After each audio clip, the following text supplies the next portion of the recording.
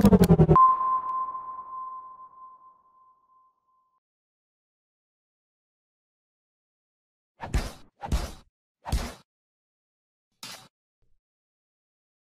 tout le monde, c'est Yusser pour Design Univers, Renard Crafty Design.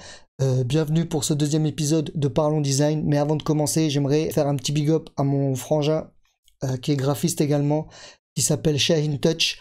Voilà son logo. Bon, c'est l'ancien logo, il vient juste en fait de rechanger de logo. Mais bon, celui-là, il y a écrit Sacha, parce qu'avant il s'appelait Oncle Sacha. Je vous montre un petit peu sa page. Voilà, c'est son nouveau logo, Shahin Touch. Donc c'est un frère qui est graphiste. Si vous avez besoin de quelque chose, vous voyez un petit peu le style. La Touch Design. Voilà. Et donc là, en fait, c'est son ancien logo. Donc n'hésitez pas, son compte Instagram, Shahin Touch, abonnez-vous et suivez-le. Et n'hésitez pas à le contacter si vous avez besoin de quelque chose. Big up à toi, frérot. Ceci étant dit, rentrons dans le vif du sujet. Aujourd'hui, nous allons parler de Sohan. Sohan, qui est un graphiste designer depuis une vingtaine d'années, qui est prof de design aussi également actuellement. Il vient de Maurice, il est actuellement à La Réunion. Sachez qu'on a tendance à accentuer le design sur les logiciels, à se penser qu'il faut savoir maîtriser Illustrator, Photoshop ou tout ce qui va en fait dans ce sens-là, alors que le design c'est quelque chose d'antérieur à cela.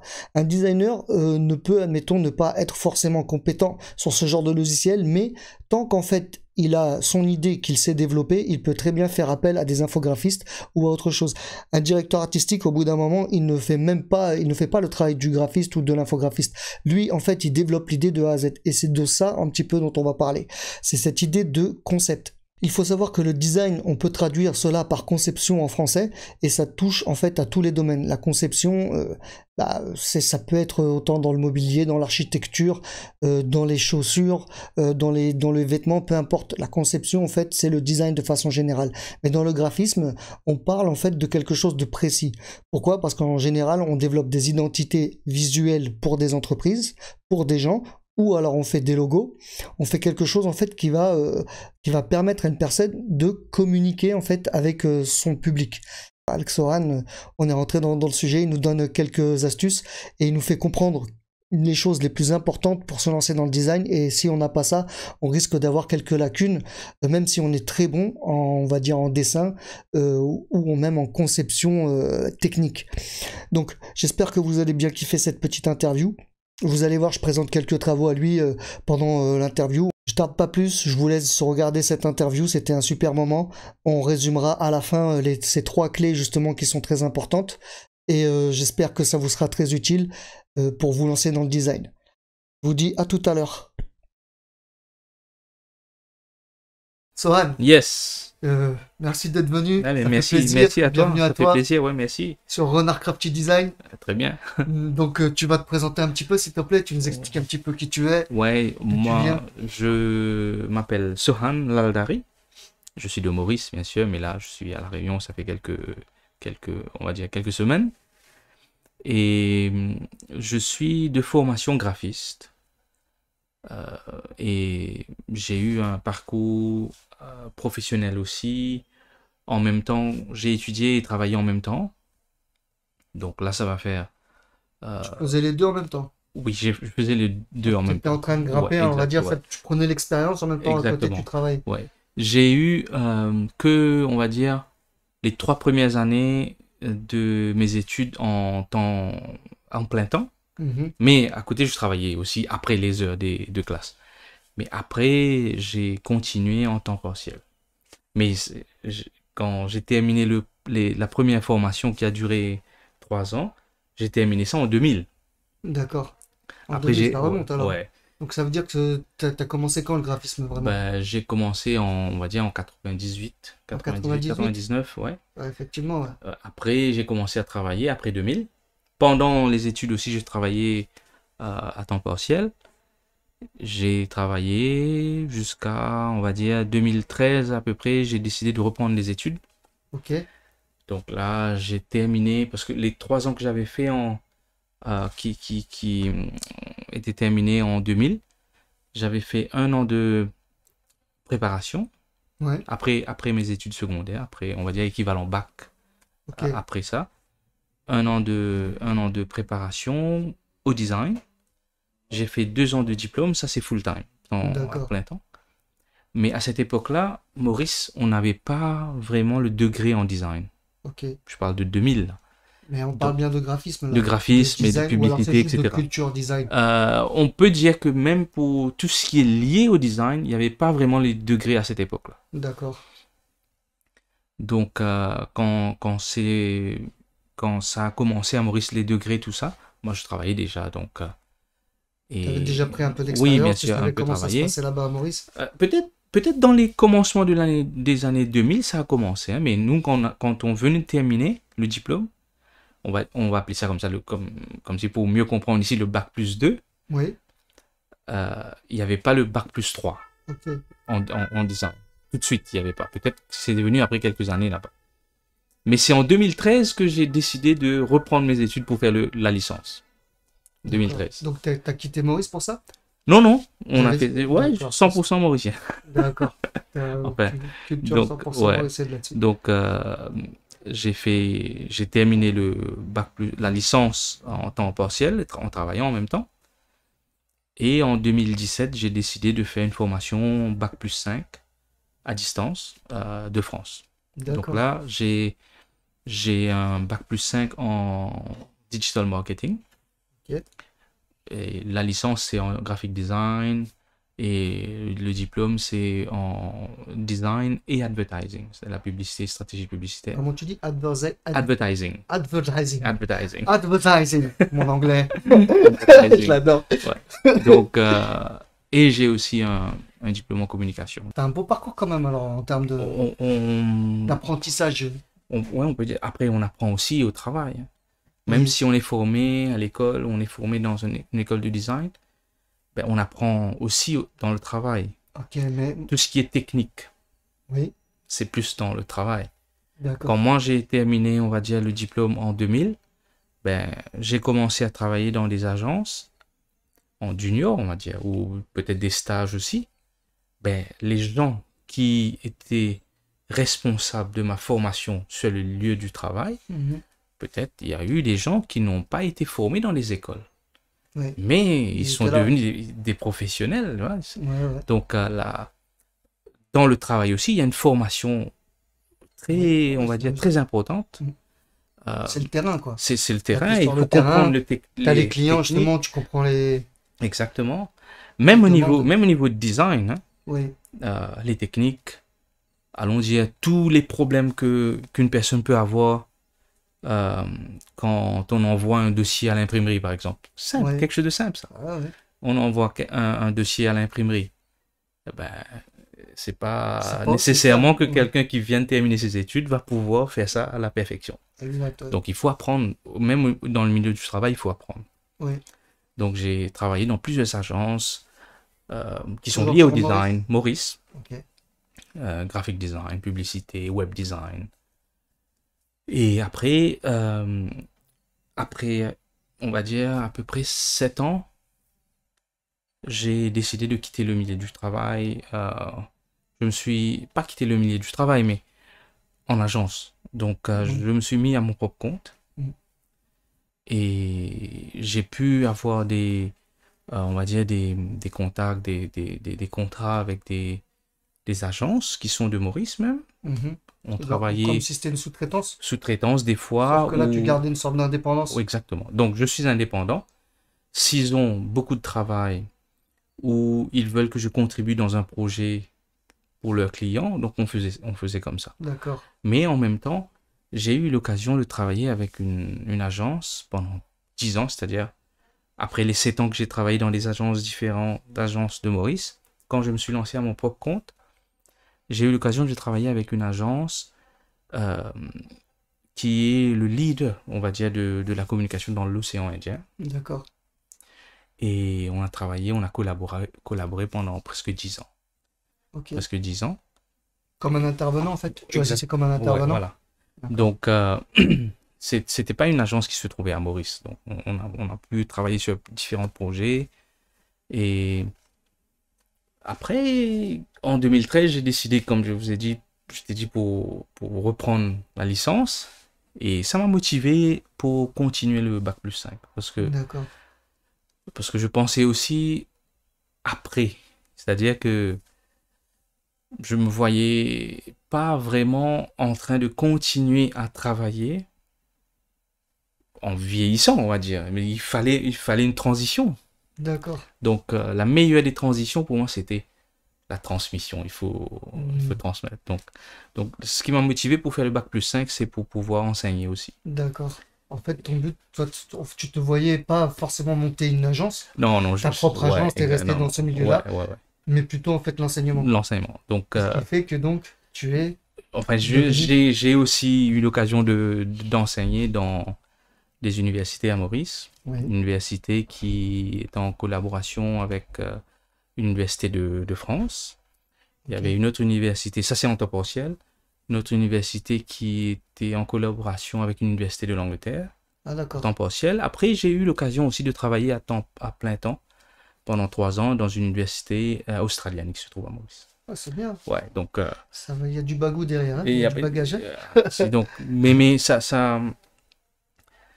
ajoute dans ce qu'on veut faire aussi. C'est-à-dire que l'enseignement, arrive à un moment, c'est un nouveau truc encore. Donc, il faut persévérer. Il faut... Ah ouais, là, c'est de la transmission. Ouais, tu vois, mais j'ai bien aimé. On va dire les technologies avancent. Exact. Et ça, si tu te mets pas à jour aussi avec le temps, pour pouvoir gérer ça. Exact. Mais c'est pas que les technologies. Oui, bien sûr. C'est pas que les technologies. Les techniques, tout, même l'approche. C'est l'approche. Ce sont aussi on va dire, les logiques de la nouvelle génération. Oui.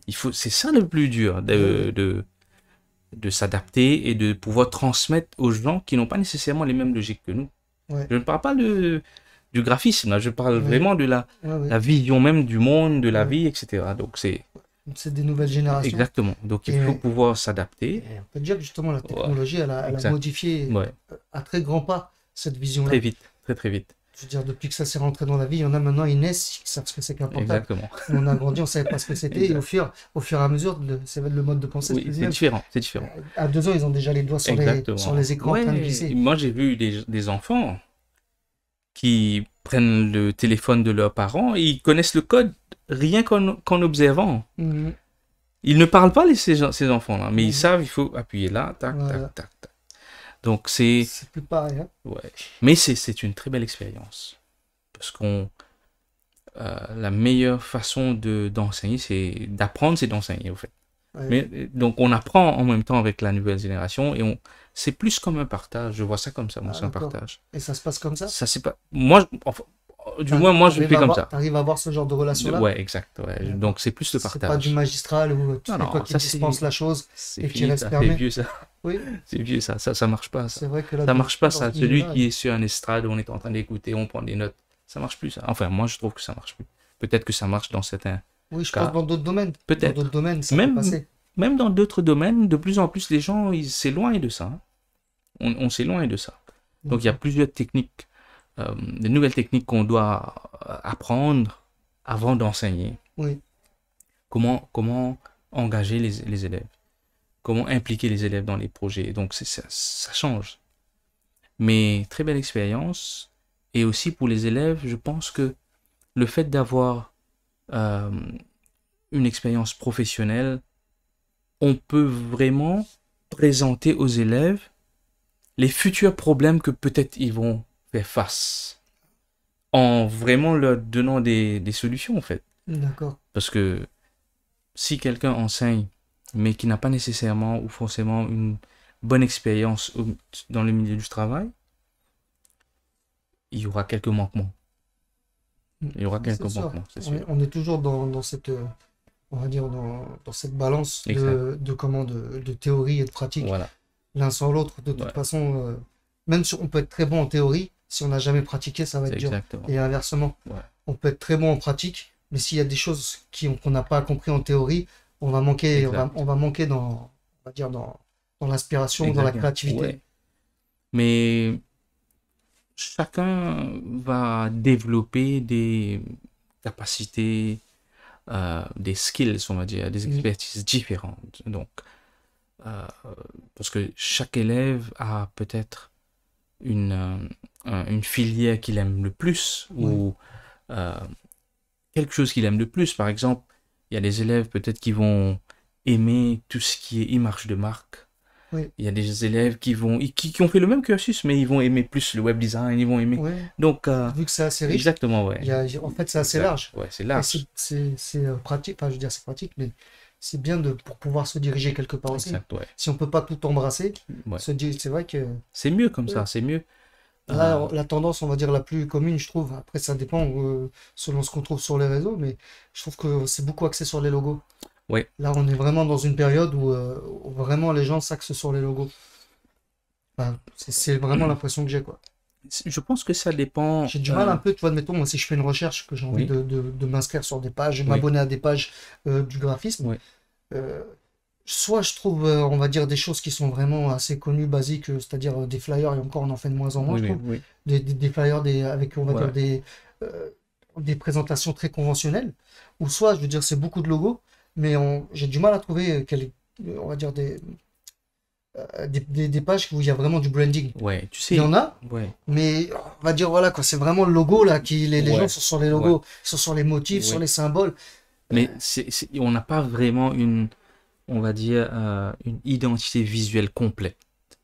C'est difficile de trouver ça Oui. sur les réseaux. Voilà, c'est ça qui est un peu difficile. Ouais. Après, il doit y avoir il y a des sites Non, spécialisés. sans doute il y a, mais je vais te partager quelque chose par rapport aux réseaux sociaux. Oui. On va prendre un en particulier où les gens vont dire, voilà, ils font ça, ils vont publier les photos des choses qu'ils ont fait. Alors, si on reste dans notre domaine, on va dire design ou communication, Ouais. publicité, etc. Ben, il y a plusieurs types de comptes. On va dire ça comme ça. Il y a des comptes qui sont des vrais experts. Mhm. Ce sont des experts. Il y a des comptes, ce sont, on va dire, des gens qui vont transmettre, Ouais. qui ne sont pas nécessairement des experts. Ils vont prendre des informations C'est un peu ce que chez je les fais. experts. Non, Moi, j'aime bien. ouais, mais donc c'est bien. J'aime bien partager. Transmettre, Ouais, ça marche. ce que j'aime, Donc, je le mets. ouais, les experts, top. Les comptes sont genuine. Ceux qui vont transmettre, ils sont genuine.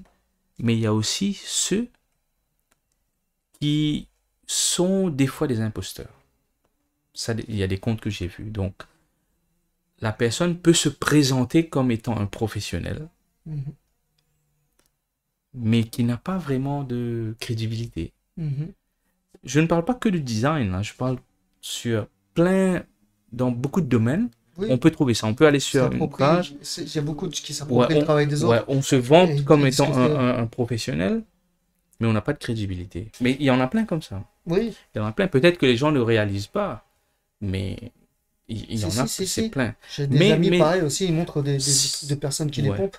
Si par exemple, on veut trouver des comptes où il y a vraiment, si on parle de l'image de marque ou le branding,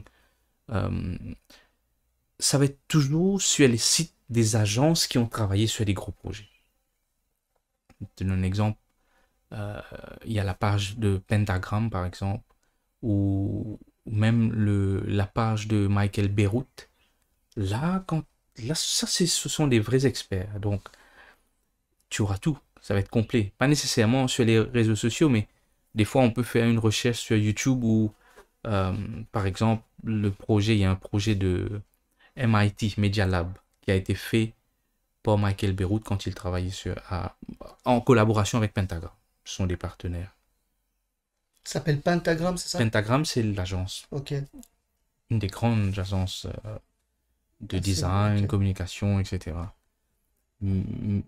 Sur YouTube, tu peux trouver les vidéos où Michael Beyrouth est en train d'expliquer justement l'identité vraiment, l'identité complète visuelle de MIT Media Lab.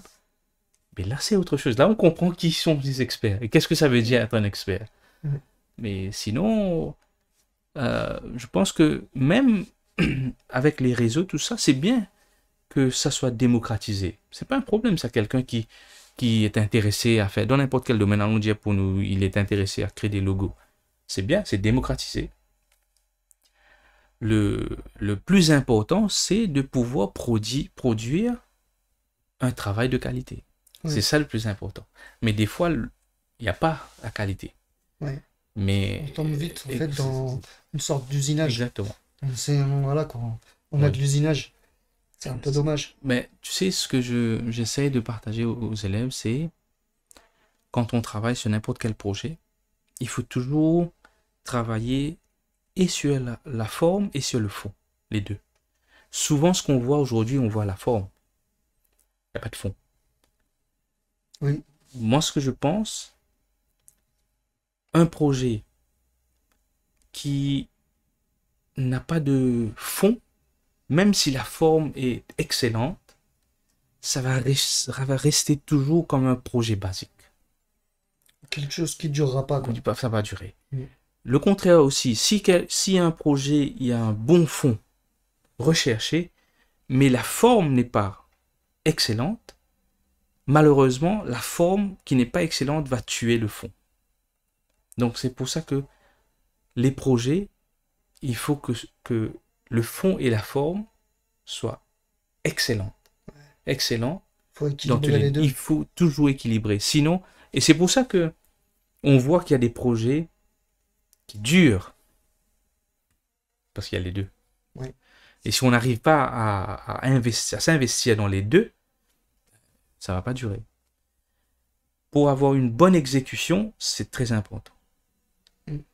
Un bon fond, aussi important. Il ne faut pas négliger. Dans ce cas, on parle de fond.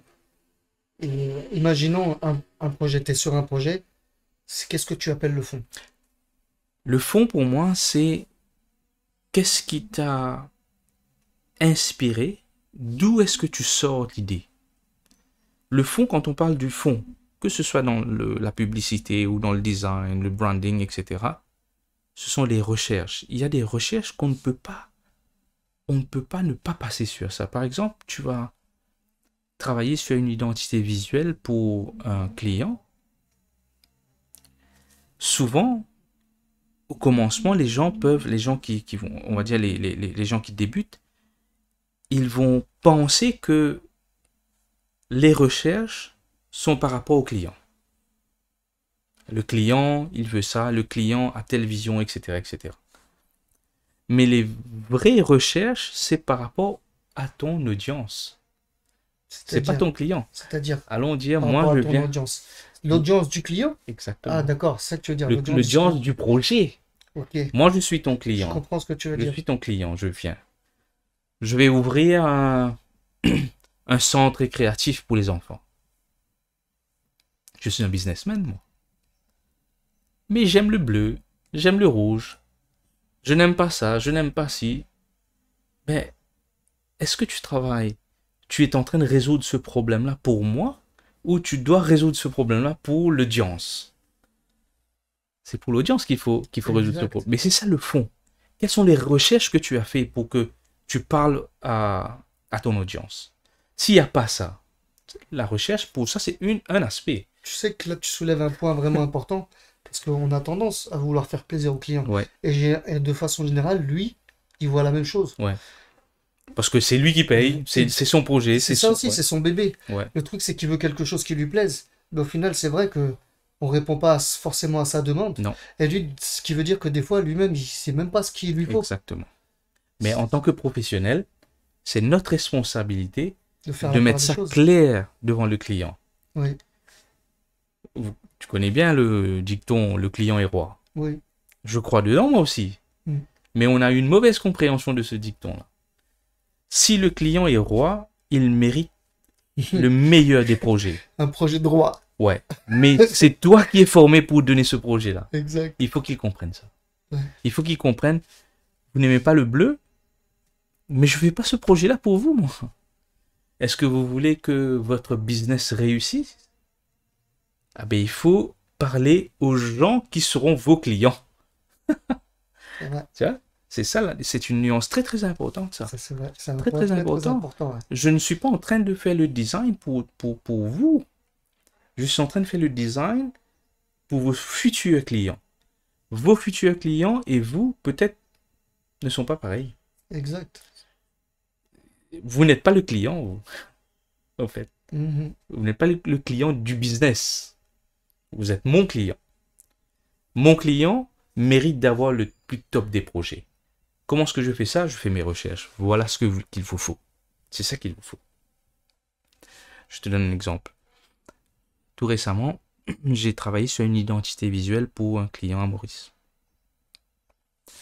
C'est une organisation qui a pour but d'aller dans les entreprises, étudier les entreprises, étudier la culture des employés et à partir de ça, de remettre des systèmes en place dans le lieu du travail pour que les employés se sentent bien. C'est important ça. Donc ils sont venus me voir. Ils avaient déjà leur nom. Ils m'ont expliqué le projet, etc. Ok. Ils m'ont dit, voilà, ils ont besoin de ça. Ils avaient besoin de l'identité visuelle. Ok, pas de problème. On a eu quelques réunions, etc. Le jour où je devais présenter l'identité visuelle, ben, j'ai présenté une identité où j'ai changé le nom. Le nom carrément? Le nom de la société. T'es allé jusque-là, quoi. Ouais. C'était une entreprise qui datait depuis longtemps? Non, qui venait d'être ils étaient en train de se faire, mais ils avaient déjà validé le nom. Ok, ouais. Mais là, t'arrives et t'as dit non, on va pas faire ça. Non, je dis, c'est pas ça. Votre rôle, votre mission, c'est ça. Voilà ce que je vous propose comme nom. Et le travail que je vais présenter là est basé sur le nouveau nom. Il aurait pu me mettre à la porte. Paul Renz. Ouais, non, il arrive, il a dit non, écoutez. Ouais, non. Je vais faire votre truc, vous le prenez tel qu'il est. Sinon. Non, ils auraient pu me dire. Tu perds notre temps. Mais c'est ça. C'est toi le roi, tu es mon client, tu es le roi. Ben, ce que tu veux là, c'est pas bon pour toi ça. Ouais. Je vais te donner le truc meilleur, moi. Et franchement, ça leur a été efficace? Ça leur a été... Sans amendement. Sans amendement. T'as vendu ton truc, tu leur as expliqué et ils ont été convaincus. Exactement. Pourquoi? Prenez-en de la grille parce que là, franchement, là... Non, pourquoi? C'est pourquoi? Parce que si tu ne crois pas dans tes projets... Ça, c'est logique, ouais. Comment est-ce que tu vas vendre ça? Non, ça, c'est dans tout domaine, c'est impossible. Voilà. Tu peux pas vendre un truc, Des fois, les élèves me disent...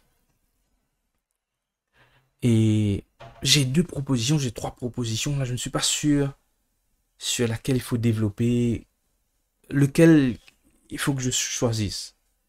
Mais c'est exactement ce que je leur dis. Je ne peux pas choisir pour toi, moi. Je ne peux pas imposer mon idée. C'est toi qui as fait le truc de fond, quoi. Qui a cherché le fond. C'est toi, mais en plus, si tu ne crois pas dans ton projet, comment est-ce que tu vas le vendre? C'est sûr. Tu viens me voir avec ton choix et tu m'expliques pourquoi tu as choisi cette idée-là par rapport à l'autre. Après, tu vends ton idée. Tu vois, c'est ça aussi, des fois. J'ai vu ça, hein, des fois, il y a des gens qui enseignent surtout le design. Malheureusement, certains essaient d'imposer leur idée sur les élèves. Oui. Mais ça, c'est pas bien. C'est pas bien. Oui, c'est ça. Moi, c'est un peu comme ça. Je trouve que des fois, j'ai l'impression d'avoir été jugé comme ça. Ouais. Quand je faisais mes devoirs, l'avis du prof, des fois, on a l'impression qu'on ressentait que c'était sa propre opinion. Et il se rendait pas compte des subtilités, admettons, que moi j'avais mis. C'est un peu normal dans un sens. Et c'est même, on va dire, le cas de beaucoup de jeux ou des trucs où on voit, il y a un jury qui est là devant des gens, mais on voit souvent avec des chanteurs. Ils sont là et en fait, ils donnent leur avis à eux s'ils aiment ou ils aiment pas. Mais normalement, quand tu juges, je sais pas ce que tu regardes. Tu regardes certains critères, même si t'aimes pas, tu peux te dire cette personne-là. Si cette personne-là, elle a ce qu'il faut, même si toi t'aimes pas, tu sais elle peut faire le truc. Tu peux avoir un bon jugement, même si toi t'aimes pas le truc. Mais les gens, ils jugent par rapport à ce qu'ils aiment. Exactement. Mais il faut pas que ça soit comme ça dans le design. Exact. Dans le design, il faut pas que ça soit comme ça. Moi, j'ai déjà dit aux élèves, hein, je peux ne pas aimer. Allons dire, je vais être franc. Ok, j'aime pas ton style, moi. Mais tu as justifié tout ce que tu dois. Il y a une cohérence. Ben, tu auras tout ce qu'il faut. Ouais, s'il y a une cohérence. C'est pas, on ne peut pas juger les projets sur le base personnelle. On ne peut pas faire ça. C'est ça. Tu sais, des fois, enfin, je te coupe. Ça arrive des fois, moi je parle avec des gens, on parle justement du design d'une personne et j'entends la personne, elle dit ouais, si c'était moi, j'aurais pas fait comme ça. Ouais. Mais moi personnellement, je me vois pas dire ça, un truc pareil. Parce que c'est pas mon projet. Tu sais pas la personne ce qu'elle a fait pour en arriver là. Elle a eu son cheminement, elle a eu sa réflexion. Je dis mais c'était moi, j'aurais pas fait comme ça. Moi je me vois pas dire ça. Je dirais Et lui, il a fait son travail, il a fait son truc. Tu peux pas. De mon avis. Oui, non. Je me vois pas dire que j'aurais fait ça comme ça. Ouais. J'ai jamais réussi. Soit j'aime pas. Exact. Si j'aime pas, moi, j'aime pas l'exécution, mais je ne peux pas ne pas aimer son projet parce que il a un process, lui. Voilà. Si son process est cohérent et son process est travaillé, ben il mérite tout ce qu'il doit avoir comme résultat. Il a fait ce qu'il fallait pour en arriver là, même si à la rigueur ça te plaît pas à toi. Ouais. Sur ça, il y a une nuance qui est très très importante de comprendre. J'ai eu des fois des gens qui sont enseignants aussi. Mais au commencement, même les élèves ont cette confusion. Ils commencent à penser que l'art et le design sont pareils. Ou ils commencent à penser que, comme l'art, le design est subjectif. Ok, on peut entendre ça souvent. Mais c'est pas vrai ça. Même si quelqu'un va venir me dire, mais avec le même brief, on a eu 15-20 différents projets. Ça ne veut pas dire que le design est subjectif. Tu sais comment... C'était une confusion dans ma tête ça. Hein? Mais j'ai essayé de travailler, de formuler comment est-ce que je vais expliquer ça aux élèves. Ah ben, c'est quoi au fait? Le design n'est pas subjectif. Le design a plusieurs solutions objectives. Je te donne un exemple. Il y a un seul brief. Tout le monde doit produire une identité visuelle, un logo et avec tout ce qui va avec. On aura plusieurs différents projets. Les recherches sont différentes, même si l'audience est pareille, les résultats vont être différents. Comment dire maintenant que c'est pas subjectif? Si les projets sont toujours fonctionnels, c'est une solution au brief. C'est une solution objective. Donc on peut avoir démarche en fait. On peut avoir plusieurs solutions objectives du même brief. Ça ne veut pas dire que le design est subjectif. Parce que si moi je dis aux élèves, ça c'est peut-être une façon, le fait de dire ça, c'est peut-être une façon de se cacher derrière. Bien sûr. Derrière certaines difficultés qu'on a. Ça c'est une chose. Une communication, des fois on a du mal à communiquer, on veut imposer ce qu'on a dans la tête, on a une vision de la chose. Mais le design c'est ça qui passe. Voilà. Le design c'est pas ça. Le design c'est quoi? Le design c'est problem solving, c'est la résolution des problèmes. C'est ça le design. Je trouve que l'exemple que tu as donné tout à l'heure là, avec l'histoire de l'école, c'est-à-dire de viser le public plutôt que le client. C'est exactement ça. Donc déjà, toi tu as compris en fait, c'est quoi là, ce que veut la personne. Exactement. Mais c'est-à-dire que quand quelqu'un a une autre solution qui est fonctionnelle, mais c'est une solution objective. Le design a plusieurs solutions objectives. C'est pas subjectif. Ça, c'est pas vrai. Ça. On va pas... on va dire comment on peut dire ça en français? Je sais pas comment. Le standard, on va dire le standard, pour moi. Le standard, c'est-à-dire, ouais. Non, pas le standard, mais je sais pas comment on va dire ça. Pour que j'évalue si un logo est fonctionnel, pour moi, je dis aux élèves, si ton logo ne peut pas être imprimé en une seule couleur sur un crayon, it's a fail logo. À ce point-là. C'est vrai, tu présentes ça à ton client, il est content, il te paye. Demain, fête de fin d'année, il veut faire imprimer ça sur des crayons en blanc, sur les crayons. Tu peux pas faire ça. Tu as volé son argent. Non, mais c'est pas mal. C'est pas mal comme truc. Parce que bon, toujours l'idée de... personnellement, j'ai toujours l'idée de, oui, il faut faire le logo en une seule couleur. Il faut qu'il soit relativement petit, visible en petit. Exact. Mais le crayon, c'est un bon exemple. Oui, bien sûr. Oui. Parce que là ça existe, ça. Là. Ça existe. Allez, sur un stylo. Tu veux donner des cadeaux à tes clients. Si tu n'arrives pas à imprimer ton logo sur le stylo en couleur, mais fais le logo. Ça peut être joli. C'est sûr. Ça peut être très beau. Si c'est pas fonctionnel, c'est fait le design. Pas mal. Tu comprends? Oui. C'est ça. Le design n'est pas subjectif. C'est des points importants. Ouais, c'est pas subjectif. Des points importants tu peux avoir plusieurs solutions. Plusieurs solutions objectives. Et peut-être que je n'aime pas ton logo visuellement. Mais si toi, tu arrives à l'imprimer sur un crayon en une seule couleur et l'autre n'a pas pu, c'est toi qui auras les meilleurs résultats. Tu comprends? Oui, je comprends. Ouais. Donc c'est... On n'est pas, en fait, si je comprends bien, pour revenir au début de ce qu'on était en train de dire, euh, on n'est pas sur la même catégorie que l'art dès le départ. C'est pas pareil. Dès le départ. C'est vrai que le design et l'art, ce sont deux choses Lié. qui viennent s'embrasser, Oui. qui des fois en fait elles s'épousent, ou alors des fois elles sont complètement l'une à l'extérieur de l'autre. Opposé. Et le truc c'est que le design, lui, vient se servir de l'art à certains moments. Ouais. Mais c'est pas son objectif principal. Non. C'est pas de faire quelque chose qui soit beau, forcément, qui soit forcément, on va dire, esthétique en soi, mais plutôt qui réponde à une demande et résoudre un problème. Voilà, qui résout un problème que le client, en fait, lui voudrait justement, en fait, comment dirais-je, bref, quoi, qui facilite au client, que lui, il se casse plus la tête, une fois qu'il a son truc, il a sa marque, il a son emblème, il est tranquille. Et boum, il peut faire ce qu'il en veut avec. Au fait, tu sais,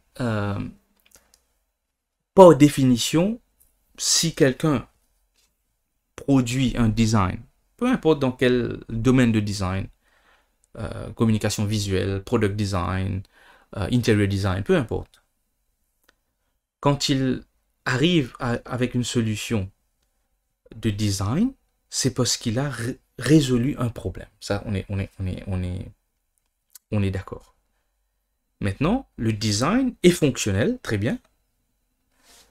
Le designer, maintenant, c'est sa responsabilité aussi de faire en sorte au maximum que ça soit esthétique.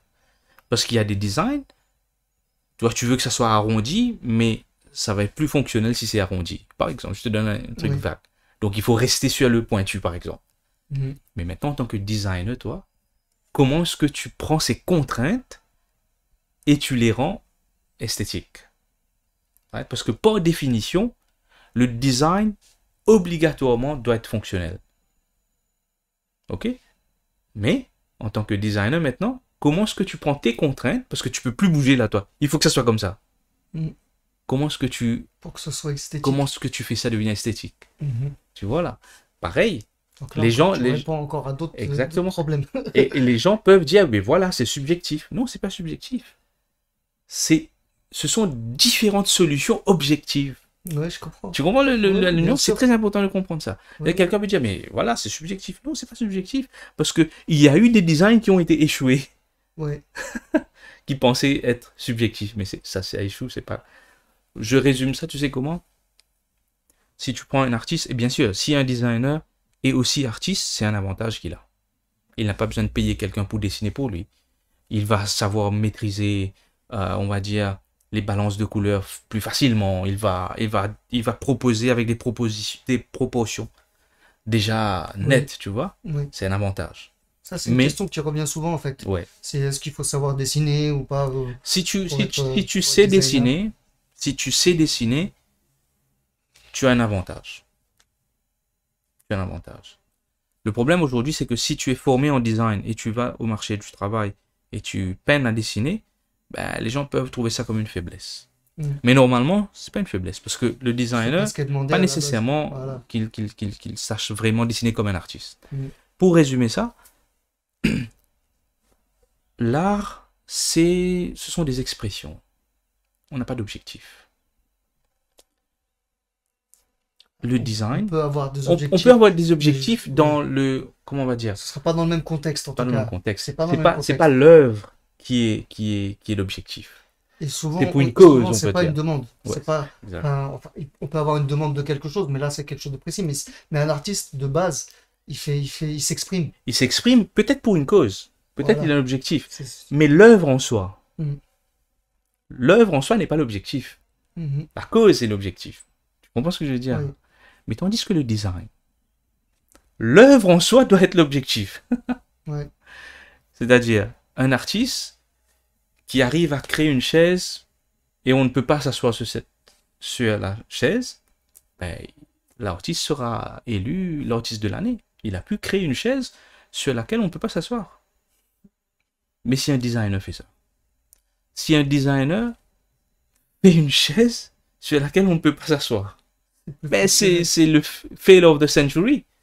C'est le designer qui s'occupe pour un artiste. Tu vois? Voilà. Donc, il faut comprendre. Mais quelqu'un qui est artiste, il a un avantage. il a un avantage. Oui, c'est sûr. En fait, pour tout ce qui est créativité, inspiration, Ouais. ça aide d'avoir, on va dire, des sources extérieures, Ouais. des sources diverses. C'est sûr. Ouais. Mais, comment on va dire? Il y a beaucoup, tous les jours on apprend, tous les jours. Tous les jours on apprend.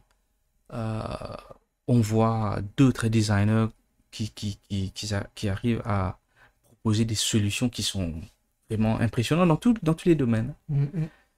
Et là, tu vois, c'est comme Nasser, il me dit toujours qu'à chaque fois, il me montre ce que tu fais. Okay. Et en fait, il m'explique les démarches que tu lui as expliquées, tu vois. Et c'est ça, lui, qui est impressionné, tu vois. Il est impressionné par, on va dire, ce qui t'a amené, en fait, au résultat. Le process. Voilà. Ouais. Mais le process, c'est le procédé. On ne peut pas... C'est ça, tu vois, à chaque fois, il me montre, il me dit, tu vois là, ben là, on voit ça, et là. Ouais. Et c'est ça qui l'a emmené à ça. Ouais. Et genre, il est content à chaque fois de me montrer un truc comme ça. Et je trouve ça assez marrant. Mais on sait que c'est ça le principe même, c'est le processus. On ne peut pas négliger le process. Alors, quel conseil tu pourrais donner justement à des jeunes, je parle de jeunes, pas forcément dans l'âge, mais des personnes en fait qui s'intéressent au design, au graphisme. Soit en fait elles débutent, soit elles aimeraient commencer, mais elles ne savent pas exactement comment s'y prendre, ou en tout cas elles veulent devenir meilleures et où elles ne trouvent pas vraiment de chemin. Qu'est-ce que tu pourrais leur conseiller en fait? Si, j'ai vu qu'il y a pas mal d'institutions maintenant qui offrent des cours, même en ligne. Donc aujourd'hui, apprendre, pas que le design, mais peu importe quel sujet est devenu relativement beaucoup plus facile. On peut faire une formation en ligne, on peut avoir des institutions, des short courses, on peut avoir tout ça. Donc ça, c'est une bonne chose. Mais celui qui est intéressé avec le design, il faut vraiment comprendre que apprendre uniquement comment maîtriser les softwares, les logiciels, c'est pas nécessairement apprendre le design. Ouais, c'est pas ce qui va faire de toi un designer. Non. Bien sûr, ce sont les outils. Exactement, ce sont les outils. Un designer qui maîtrise les outils, ben, tant mieux. Ben, il y a des designers qui ne maîtrisent pas des outils. Ils vont aller voir quelqu'un qui maîtrise les outils pour réaliser le projet. Donc le design, avant tout, c'est le process. Si quelqu'un fait des cours où on n'apprend pas le process, on n'apprend pas comment résoudre des problèmes, on n'apprend pas comment faire des recherches, on n'apprend pas comment rechercher sur notre audience, comment parler à l'audience, c'est un problème. Donc même si le cours est connu comme un cours de design, mais il faut faire très attention. Je pense que le plus important, c'est de comprendre qu'à la base, le design, c'est comment résoudre un problème. Et ce processus-là, tout le monde peut apprendre ça. Quelqu'un qui ne sait pas dessiner, qui ne sait pas peindre, qui n'est pas artiste, c'est pas un problème. Le process, ça s'apprend. Ça s'apprend. On va dire que c'est l'ossature. Oui. C'est vraiment c'est le fondement. Ouais. C'est ça qui va te permettre. Exact. Après, tu pourras plus ou moins te dépatouiller pour que ce soit réalisé. Mais il faut que tu aies le process. un procédé du début jusqu'à la fin. Si tu as ça, en fait. Quelqu'un qui apprend ce processus. Exactement. Parce que c'est le fond, ça. Oui. Et la forme, on peut toujours s'améliorer. Par exemple, moi, j'ai commencé à travailler sur Adobe en 99-2000. Ben, aujourd'hui, ça a évolué d'une façon là, c'est clair, hein. Impressionnant. Je n'utilisais pas Illustrator avant moi. Ça m'a intimidé quand j'étudiais. Je travaillais sur un logiciel qui s'appelait Freehand. Même principe, vectoriel. Mais ça évolue. Aujourd'hui, allons dire peut-être qu'il y a un designer qui maîtrise Adobe complètement, le 2021 ou 2021 complètement. C'est chaud. Non, allons dire quelqu'un qui maîtrise. Il y a des gens. Il y a tellement d'options dans ces trucs-là que. Ben, moi, je peux pas. Je n'utilise pas toutes les options parce que les outils, moi, si je n'arrive pas à le faire. En fonction des outils. Voilà. On fait en fonction du process. Exactement. Tant que je sais ce que je veux faire avec l'outil, c'est ça qui est important. Allons dire si demain je dois faire des animations. Ben, c'est pas mon truc, ça, les animations, je fais pas ça. After Effects, ce genre de choses, tu veux dire? Oui, ou peu importe quel type d'animation. Mais si j'ai un projet où j'ai travaillé sur ça, j'ai travaillé sur le process, je sais exactement qu'est-ce que je veux. Dans Comment cette animation-là, ben, je vais aller chercher quelqu'un pour l'exécuter. toi, en fait, tu vas travailler, on va dire, sur le scénario. Sur tout, sur l'aspect visuel, tout. Mm. Mais réaliser l'animation, je vais pas le faire. Je vais aller voir quelqu'un qui maîtrise, qui maîtrise. Et qui pourra mettre en œuvre. En œuvre, on va déjà discuter, tout sera déjà défini. Il doit simplement le mettre en animation. Donc, si je peux me permettre, ce qu'il faut retenir, en tout cas, dans le conseil, c'est que il faut apprendre, entre guillemets, à avoir un process. Si vous voulez, en fait, devenir graphic designer, on va dire, qui va tenir la route et qui va s'émanciper dans le design, c'est vraiment de comprendre un processus, de résoudre un problème, de réussir à résoudre un problème, peu importe si vous maîtrisez ou pas les outils au départ. C'est pas grave. C'est ça? Avec le temps, ça va venir. Voilà. Et le jour où tu maîtrises le software, ben, il y a la nouvelle version qui est sortie. Donc, ça va être toujours comme ça. Oui. Donc, moi, je connais des gens qui sont partis étudier en Angleterre.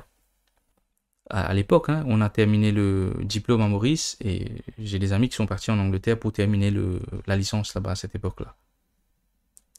En terminant la licence, ils ne travaillaient jamais sur les ordinateurs. Les softwares, ça c'est secondaire. C'est le process. Oui, parce qu'en fait, là, on est vraiment sur l'importance Problem même. solving. Il faut connaître comment faire ça. Et ça, tout le monde peut apprendre ça. Mais en tout cas, ça s'apprend. Ça s'apprend. C'est pas quelque chose de... Tu peux pas l'avoir inné, tu peux pas le comprendre peut-être directement comme ça. Peut-être qu'on a des notions, mais quand on apprend le process, la personne qui n'a jamais pensé à comment résoudre un problème, design, etc., avec ce process-là, s'il maîtrise ça, il va maîtriser. C'est pas grave. Avec le process, il va peut-être surpasser les autres qui dessinent bien, qui dessinent mieux. Il va dépasser les autres. Il aura compris le principe. Il aura compris le principe. Le principe même, en fait. Comment résoudre un problème. Et ce qui est bien. Donc, c'est vraiment la chose à retenir, quoi. Et tu sais, je crois que c'est le World Economic Forum qui a fait un rapport pour 21e siècle. Parmi les 10 premières expertises qui seront demandées dans les années qui viennent, là, parmi les premiers, c'est quoi? Problem solving. C'est-à-dire qu'aujourd'hui, tu vas remarquer qu'aujourd'hui, même dans les cours de finance, ils ont des modules problem solving. Ils appellent ça design thinking. Ah, carrément. Mais design thinking, ils vont pas aller créer des logos là-bas. Ils vont utiliser le process pour résoudre leurs problèmes de finance. Celui qui est en train de faire le management. Design thinking in management. Aujourd'hui, c'est devenu un trend. Mais les designers ont toujours fait ce processus-là. Donc, ça va être parmi les skills que le World Economic Forum prévoit pour 21e siècle. Problem solving skills. Et admettons, je veux dire, toi, dans tes cours, tu as des cours où tu expliques ça, on va dire, au fur et à mesure, c'est-à-dire, en fait, du point zéro, et dans l'évolution jusqu'à la fin, en fait, de la résolution. Au fait. C'est-à-dire jusqu'à, on va dire, de la question posée. Oui. Du problème posé jusqu'à la résolution. Ça, en cours, tu as, on va dire, quelque chose de détaillé là-dessus? C'est uniquement ça qu'on enseigne dans les cours de design. Ah, d'accord. Personnellement, je n'enseigne pas les logiciels. D'accord. Les élèves, vous devez aller faire vos efforts pour les logiciels. D'accord. Ça, c'est des outils, ça. Moi, j'utilise version 8, lui, il utilise version 10. Il y a toujours des différences. D'accord. Le problème pour moi, c'est comment est-ce que tu commences? Tu as la question, tu as le problème, tu as eu le problème, c'est ton brief, le problème. Comment est-ce que tu vas venir avec une solution objective, efficace, fonctionnelle? Si c'est pas comme ça, le projet est un projet fail project. Tu comprends? Maintenant, bien sûr, chacun a un style maintenant quand il a eu la solution. Il aura un style pour l'exécution. Ouais. C'est sûr, mais selon l'angle, enfin bref, oui, tout un tas de choses. Mais seulement le style de l'exécution, c'est pas le style de la personne. C'est ça. Encore une fois, c'est pas l'artiste qui doit définir le style de l'exécution. Si tu vas regarder mes projets, peut-être que tu as pu voir quelques projets. Oui. Ben, mon objectif, moi, c'est quand je regarde tous mes projets, il n'y a pas un qui ressemble à l'autre. Pourquoi? Parce que je dois résoudre le problème pour cette audience-là. C'est pas pour me satisfaire. Moi, j'aime ce style-là. Moi, j'aime ces types de style de logo ou peu importe. Non. L'exécution aussi rentre dans la cage du client, c'est-à-dire l'audience. On va pas dire client parce que le client, c'est celui qui va te payer. Mais l'audience. En fait, ce que tu appelles l'audience, pour qui tu es en train de faire ce projet? C'est le client lui-même, en fait, qui touche à un certain public. Exactement. Et c'est ce public-là, en fait. Ouais. Parce que lui, il doit attirer ce public. Exact. Et toi, il faut que tu arrives à faire le travail qui va attirer le public vers ce client. Ouais. C'est-à-dire que le style, Mhm. l'exécution, il faut que ça parle plus aux gens. C'est pas mon style. C'est logique. C'est pas mon style. Oui. Voilà. C'est pour ça que, enfin, moi, je trouve ça comme ça. Hein. Avec le temps, un meilleur designer, c'est un designer qui n'a pas de style. Parce qu'il ne travaille pas pour lui. C'est fort de dire ça. Non, mais c'est ça. Mais il ne travaille pas pour lui. C'est quoi? Il ne travaille pas pour lui. Il travaille pour Target Audience. Ça, c'est un top designer. Tu comprends? C'est pas mal. C'est bien dit. C'est bien dit ça. Tu vois, tout ce que tu as dit là, il y a des choses, ça me fait cogiter. Hein. Ah, je te dis, je crois que je vais regarder ça en boucle. Sincèrement. Hein. Parce que là tu m'as dit des choses qui vont vraiment me servir. Ah, mais c'est top. Sincèrement. Et j'espère. Ouais. Et d'ailleurs, on va rester en contact. Bien sûr, bien Parce sûr. que tu sais quoi, tu vas m'aider à me perfectionner. Bien sûr. Attends, 95. Quand même, avant de partir. Ouais. J'ai prévu un petit cadeau. Ah! C'est un petit cadeau pour toi. Merci. Justement avant de partir. Ah, merci. Je te laisse beaucoup. regarder. Hey. Je te montre un petit peu. J'ai ces deux tailles différentes. Ok. Tu vois, parce que Nas, il m'avait dit tu fais du M, mais j'avais fait un L en pensant que c'était du L. Ok. Donc, tu as imprimé mon identité. Voilà, j'ai pris ton logo, en fait, je t'ai fait un t-shirt. Il m'a dit que t'étais pas trop les gros trucs, mais je me suis dit, il fallait quand même marquer le coup. En tout cas, merci beaucoup. Marquer le coup. Merci beaucoup. On montre quand même. Ouais, merci beaucoup. Voilà. C'est le logo de Sohan. Donc, si vous voulez connaître la définition, vous verrez sur sa page Facebook. Ouais. Là où il y a le logo, il y a l'explication. Instagram. Sur Insta aussi, tu es là. Parce que moi, je l'avais vu sur Facebook. Mais en gros, en fait, c'est un caractère japonais qui veut dire saut. Qui est stylisé, on va dire, qui est stylisé. Et on aura l'occasion de. Bien sûr, je pense qu'on se reverra, on essaiera de parler de choses plus précises dans des thèmes à la rigueur. Ou peut-être soit des projets aussi. Ou des thèmes. Parler de projets ou des thèmes, pourquoi pas. Bon, moi j'ai peut-être dans l'idée à la rigueur de faire peut-être une vidéo dans laquelle je partirai d'une idée où je serai guidé par Sohan. On peut faire ça, ce serait top. Voilà, ça, comme on dirait, comme si c'était mon directeur artistique. Ouais, on peut faire ça. Merci beaucoup en tout cas, Renard. Merci beaucoup. Ok. Allez, on se voit. Ok, ça marche. Très bien, ça va être plaisir. Donc pour résumer, les 3 clés essentielles dont on a parlé, les choses les plus importantes, après on a parlé un petit peu de tout, et il y a eu beaucoup de choses de dites. Donc ces 3 clés-là sont, premièrement, le fond et la forme. Il faut que les deux soient au même niveau, bien travailler ces recherches pour emmener à une idée qui aboutit et qui va durer dans le temps. On a parlé également de tout le procédé, justement, le procédé du début jusqu'à la fin. Qu'est-ce qui nous a amené du point 0 jusqu'au point final? Tout ce cheminement-là, tout ce processus est très important et il ne faut pas le négliger. L'idée de départ, c'est ce qui va faire en fait que le projet tient la route et qu'il a une base solide. Et également le fait de considérer le design comme une résolution à un problème. On résout un problème. Et il ne faut pas oublier que ce problème-là, souvent, on pense qu'on le résout pour le client même, alors que c'est plutôt pour son audience. Donc des fois, il faut passer outre les demandes du client si on a saisi la demande de l'audience. Si on comprend très bien ce que l'audience recherche, on va devoir défendre un projet assez solidement pour convaincre le client que c'est ce qu'il lui faut. Donc voilà, fond, forme, résoudre un problème. N'oubliez pas que le design doit être d'abord fonctionnel avant tout. Il doit être exploitable et reconnu de tous facilement. Voilà, je vous laisse là-dessus. Je pourrais pas détailler plus que ça. On a déjà dit pas mal de choses. Ça sert à rien de s'étaler. On y reviendra.